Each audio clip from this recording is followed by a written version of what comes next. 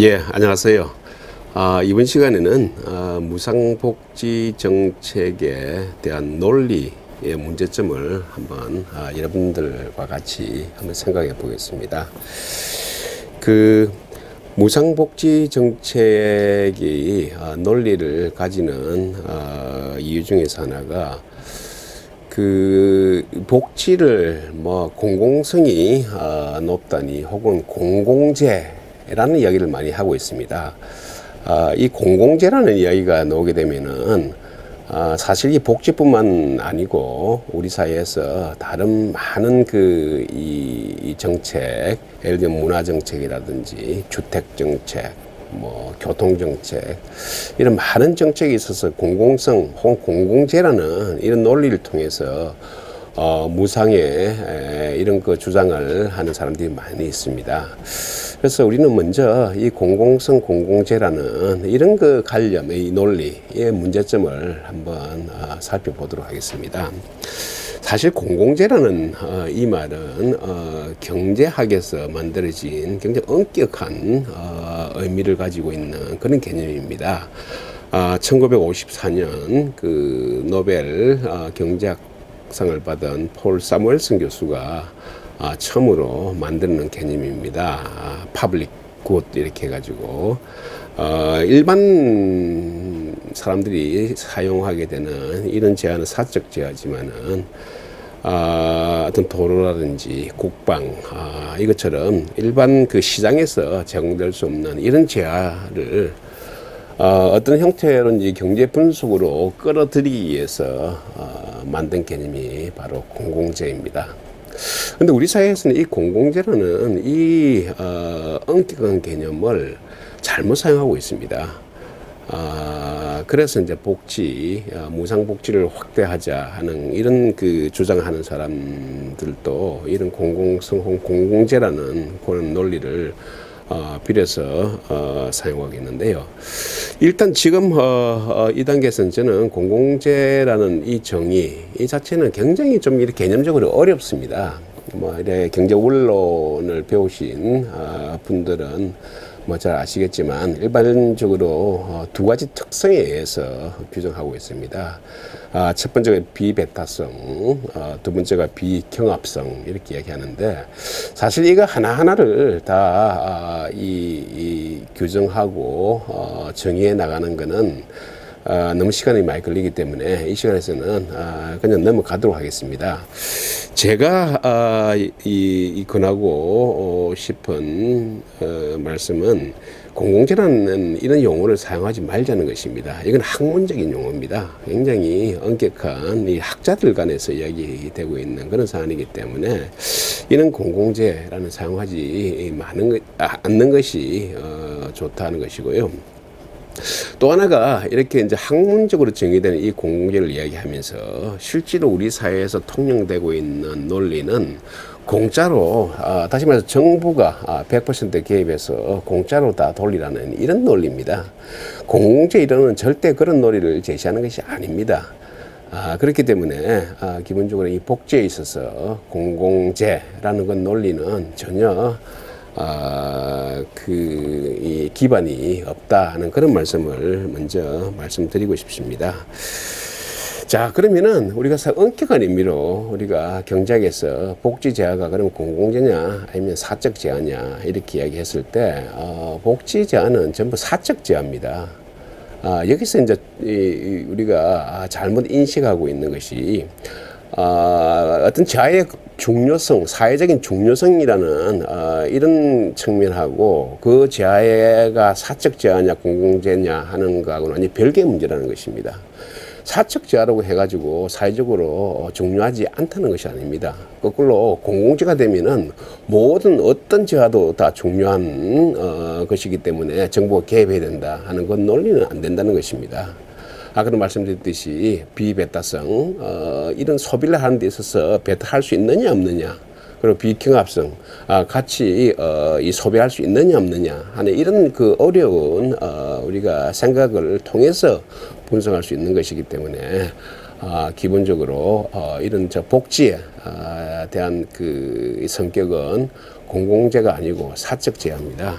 우리 복지 여러 가지 형태의 복지 상품이 있습니다. 대표적인 것이 교육, 급식, 뭐 또 사회보험으로 보면은 뭐 국민연금이라든지 건강보험 이런 거는 전부 다 배타가 가능하고 경합성이 있는 것입니다. 그렇기 때문에 다 사적 제한입니다. 문제는 이 사적 제한이라고 해서 전부 민간 개개인의 어떤 그 이 선택에 맡겨놔라 이런 것은 아닙니다.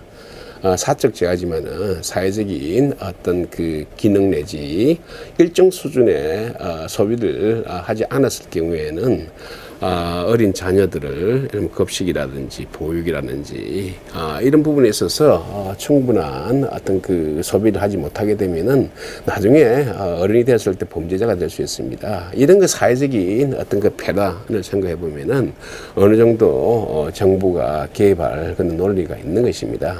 그런데 문제는 이런 그 논리에 일종의 조금 이 빈틈을 타가지고 이런 복지를 공공재라는 그런 이름으로 포장해서 정부가 100% 개입해야 된다. 다시 말해서 이제 공짜로 무상으로 다 제공해야 된다 하는 그 논리는 펼 수가 없다는 것입니다.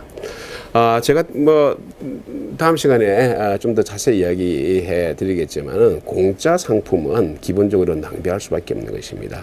자, 기본적으로 이렇게 공짜 상품을 우리가 정책으로 우리가 펴게 되게 되면은 여러 가지 문제가 있는데 이 시간에는 좀 상대적으로 간단한 걸로 하나 말씀드리겠습니다. 일반적으로 복지, 무상복지의 문제점으로서 한 번 집행하게 되면 다시는 되돌릴 수 없는 이런 성격의 정책이 있습니다. 그것이 바로 복지정책입니다.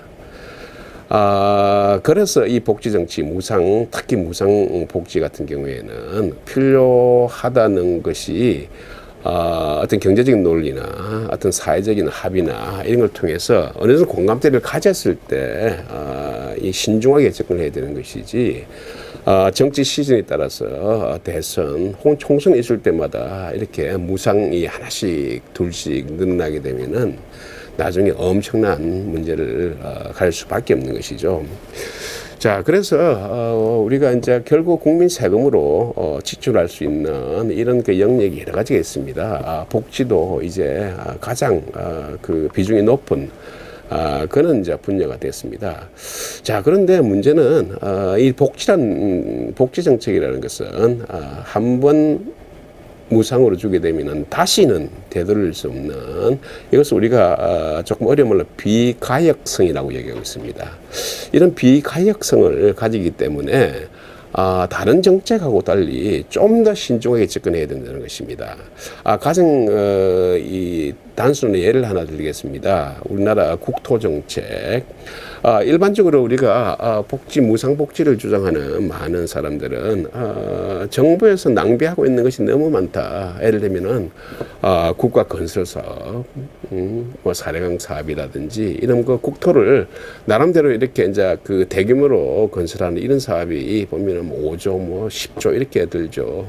이런 사업이 이렇게 낭비가 되고 있는데 가난한 사람을 위해서 혹은 모든 국민들에게 혜택을 줄 수 있는 이런 거 무상복지 얼마나 좋으냐. 부담도 훨씬 이 적게 든다. 다시 말해서 예산을 적게 투입해서도 전 국민을 행복하게 할 수 있는 그런 이 방안이 있다. 이런 주장을 많이 하고 있습니다.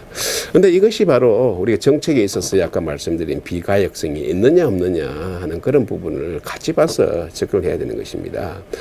뭐 사대강 사업이라든지 이런 국책 건설 사업은 아무리 많은 그 예산이 투입된다 하더라도 일정 기간이 지나면은 그 예산은 끝나게 되는 것입니다. 사업이라는 것이 공기를 가지기 때문에 3년, 5년, 아무리 길어도 10년이면은 다 사업이 끝나게 되는 것입니다. 그렇기 때문에 그 사업은 일정 기간에 동안만이 정부의 예산이 투입되는 것입니다. 그렇지만 복지정책이라는 것은 일단 아무리 적은 규모의 복지를 하더라도 이것이 한번 이렇게 이 집행하게 해두면은 이거는 영원히 갈 수밖에 없는 것입니다. 왜냐? 기본적으로 복지정책이라는 것은 수혜자가 다 있습니다. 그러니까 이 수혜자는 전부 다 정치적인 어떤 그 투표를 다 가지고 있는 것입니다. 자, 여러분 제가 초기에도 말씀드렸지만은 정책이라는 것은 어떤 경제적 합리성에 의해서 결정되는 것이 아닙니다. 복지 정책도 경제적 합리성에 의해서 대한민국의 미래를 위한 그런 정책이 되지 않습니다. 정책은 정치인들이 만드는 것입니다. 쉽게 얘기해서 국회에서 다수결로 통과가 되면은 아무리 비합리적이고 대한민국 미래를 이 퇴보시키는 이런 정책이라 하더라도 다수결이 되면은 다 통과되는 것이 정책인 것입니다. 자, 그렇게 봤을 때 정치인들은 표를 먹고 사는 그런 집단입니다. 국민들이 좋아하는 것은 어떤 정책이라 하더라도 따를 수밖에 없는 집단이 바로 정치인인 것입니다. 자, 그런데 생각해 보십시오. 무상복지로 나름대로 혜택을 보고 있는 일부 특정 집단 혹은 전 국민들 대상으로 경제적 합리성, 이렇게 국가 미래를 생각하면서 그래서는 안 되겠다 이렇게 하면서 일정 이 집단에 대해서 그것을 회수할 수 있겠습니까? 내일부터 혹은 다음 달부터 무상 급식 혹은 무상 보육을 없애겠다. 그리고 일정 부분 경제적 부담을 지도하겠다. 이 정책을 공략하는 순간에 바로 그 정치인은 떨어지고 말게 될 것입니다. 자, 그렇기 때문에 기본적으로 복지 정책이라는 것은 정치인들이 앞으로 계속적으로 확대해 나가는 그런 방향으로 나갈 수밖에 없는 것이지 절대 축소될 수 없는 것입니다. 그것이 우리의 정치 시장이 가지고 있는 특징입니다. 그래서 제가 이 시간에 누누 강조하지만은 복지 정책이 우리나라에서 가지고 있는 가장 대표적인 정치 실패 현상이 나타나는 것입니다. 시장 실패가 아닙니다. 정치권에서 제대로 국가 미래를 위한 그런 정책으로 가지 못하게 될 때 그 정치 시장은 실패한 것입니다. 그래서 그것이 이제 정치 실패입니다.